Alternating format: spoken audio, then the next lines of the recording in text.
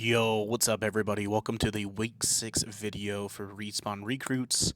As a lot of you know, I went on a trip to Colorado to see my moderators that have been close friends since starting my full-time streaming journey. That being said, I had to think of what I can do different and still make it fun and somewhat educational for this challenge.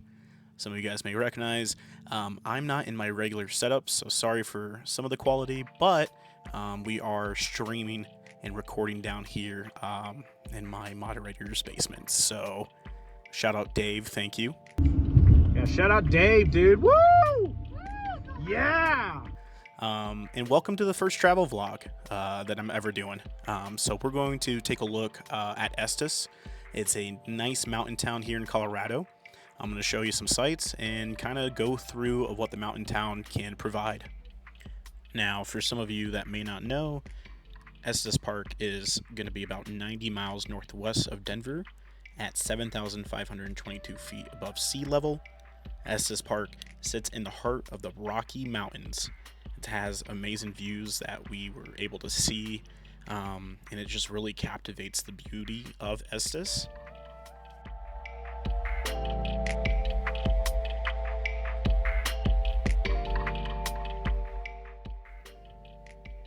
Estes had a lot of shops to visit.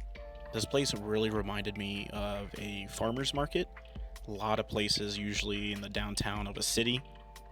A lot of places were family owned and local, which was really cool to see. And one of the shops right now that we're visiting was the Ore Cart Rock Shop. Had a ton of gems, minerals, very cozy, and a lot of cool fossils to kind of look at too. Next, we checked out a place called the Full Throttle. It was a moonshine and whiskey establishment. And the really cool part is that in this shop, we were able to actually do moonshine tasting. So we tried out apple pie, pecan, a crazy blueberry mix. So shout out to this guy. He was showing us like a whole bunch of different things. You can mix these moonshines together. This place was actually super cool. So the really cool part that I'm going to show you next, guys, is actually something that I didn't even realize that Estes Park had. It is actually the Stanley Hotel, which some of you may know. It was the place they shot at Dumb and Dumber. And the hotel, the Stanley Hotel, we found out, but it wasn't even shot there. But The Shining, Stephen King, who stayed over at the Stanley, is that book is based off that hotel. So let's go take a look.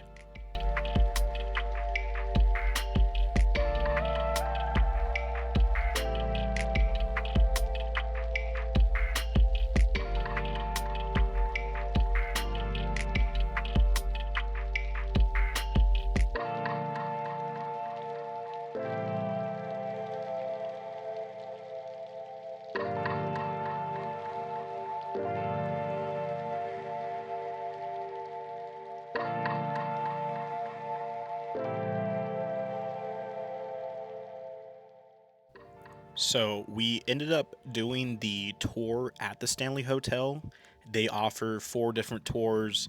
We didn't do the historical one. We actually did the Shining tour, and we got to learn about the movie, how it was shot, and actually there is some paranormalness that the staff showed us as well. I can't explain it. I wish I could get their video, but at this hotel, there is some creepy things happening. Now, with the Shining tour, unfortunately, I was not able to take too much video. I was able to take a couple photos, and I can showcase the historical significance behind it, and some silly photos as well. So, to the normal person, this just looks like a regular balcony, but this is actually room 217. There's a lot of history behind it. One time in 1911, there was a chambermaid that lit up a candle and blew up this area. There was an unknown gas leak. She was able to recover and go back to work at this hotel. Another cool thing is Stephen King stayed here. He was here on a trip.